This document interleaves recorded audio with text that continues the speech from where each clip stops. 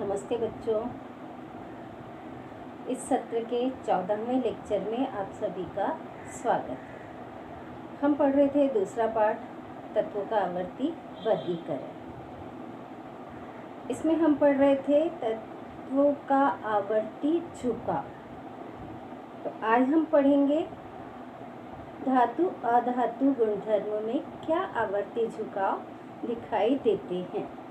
बच्चों, मैंने आपको पहले बताया था, जब मैंने आवर्त सारणी दिखाई थी तो आवर्त सारणी में एक टेढ़ी मेढ़ी रेखा दिखाई थी। वो टेढ़ी मेढ़ी रेखा के बाईं तरफ यानी इधर की तरफ कौन से तत्व हैं? वो सभी धातुएं हैं। और टेढ़ी मेढ़ी रेखा के दाहिनी तरफ जो तत्व हैं वो सारे के सारे क्या हैं? अधातु हैं।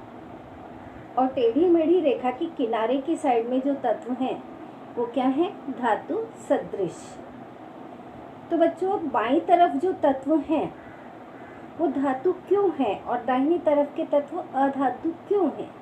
उनके पीछे कारण है।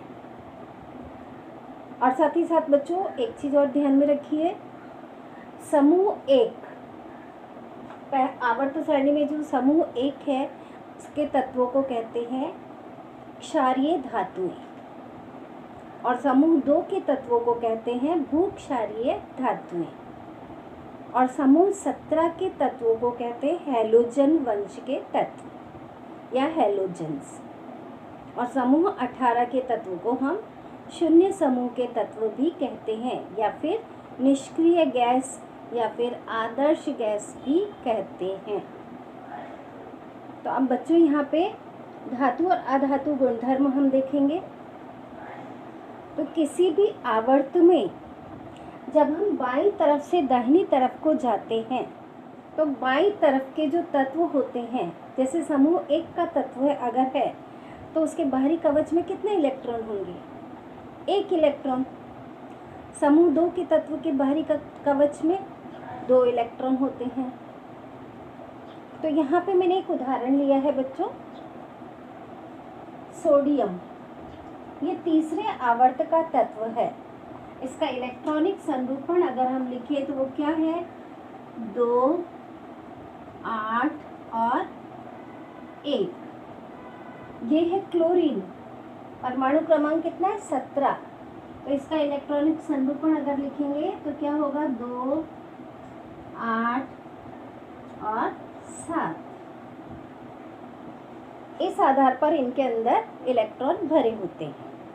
पहले कवच में 2 इलेक्ट्रॉन, दूसरे कवच में 8 इलेक्ट्रॉन, 2, 2, 4, 2, 6 और 2, 8, और तीसरे कवच में 1 इलेक्ट्रॉन। क्लोरीन में पहले कवच में 2 इलेक्ट्रॉन, दूसरे में 8 और तीसरे में 7, 2, 2, 4, 2, 6 और 1, 7।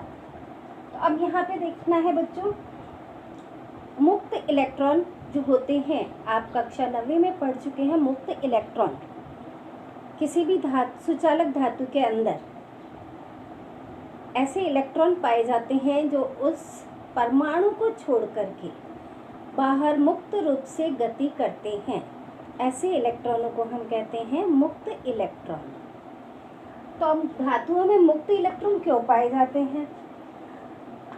धातुओं के बाहरी कवच में इलेक्ट्रॉन की संख्या कम होती है। इलेक्ट्रॉन की संख्या कम होने के कारण नाभिक के द्वारा बहुत कम आकर्षण बल इस पे लगता है। अब क्षीण आकर्षण बल द्वारा ये बंधे रहते हैं। कमजोर आकर्षण बल है, इसलिए वो आसानी से इस परमाणु को छोड़ करके बाहर निकल जाते हैं। अब ये बाहर निकल गया तो उसके अंतिम कवच कौन सा हो जाएगा? ये दूसरा कवच ही उसका अंतिम कवच हो जाएगा, क्योंकि इस कवच में से तो इलेक्ट्रॉन निकल गए, इसमें इलेक्ट्रॉन है ही नहीं। और जब ये दूसरा कवच अंतिम कवच हो जाएगा तो इसमें इलेक्ट्रॉन की संख्या कितनी है? 8, यानी इसका अष्टक पूरा है। अब यहाँ पे क्लोरीन को देखेंगे। क्लोरीन के बाहरी कवच में कितने इलेक्ट्रॉन हैं? 7 इलेक्ट्रॉन हैं।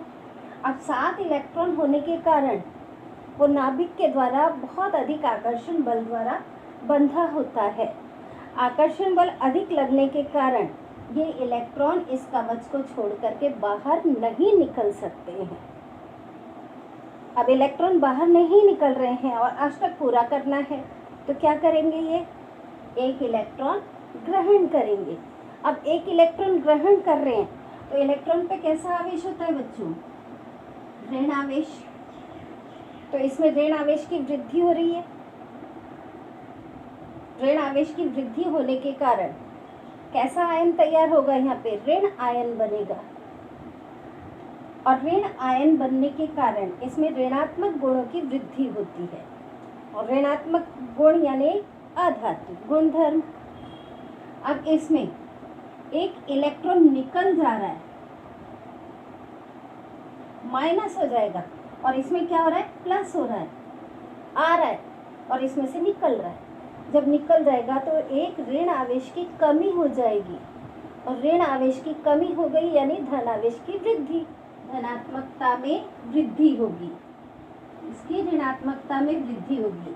अगर धनात्मकता में वृद्धि होती है तो उस गुणधर्म को हम क्या कहते हैं? धात्विक गुणधर्म। और अगर ऋणात्मकता में वृद्धि होती है तो उसे क्या कहते हैं? अधात्विक गुणधर्म।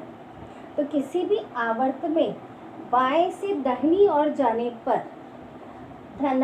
धनात्मकता में धीरे धीरे कमी आती जाती है और ऋणात्मकता में वृद्धि होती जाती है। इसलिए सोडियम क्या है? धातु, और क्लोरीन क्या है? अधातु।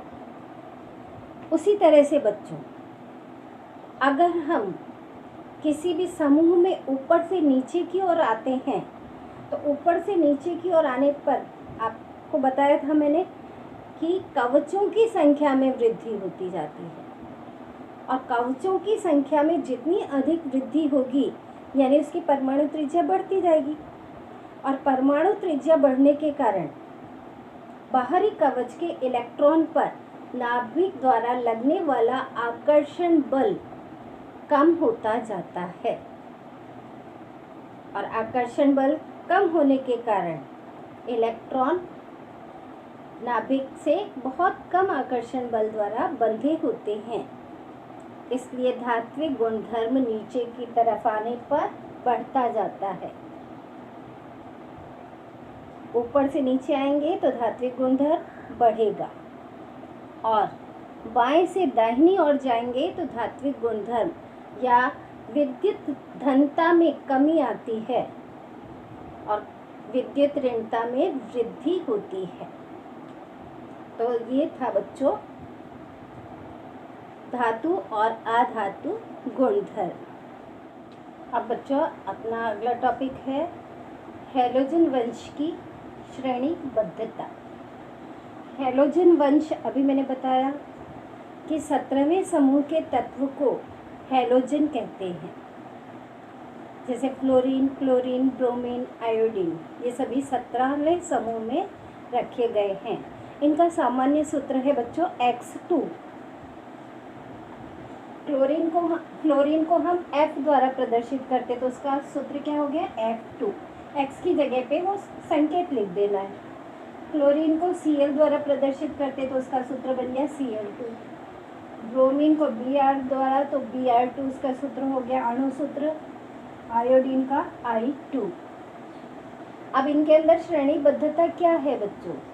समूह 17 है, समूह यानी ऊपर से नीचे आ रहे हैं, तो ये इन सभी में श्रेणीबद्धता ये दिखाई देती है कि फ्लोरीन और क्लोरीन ये दोनों क्या हैं? गैस है, ब्रोमीन द्रव है और आयोडीन ठोस है।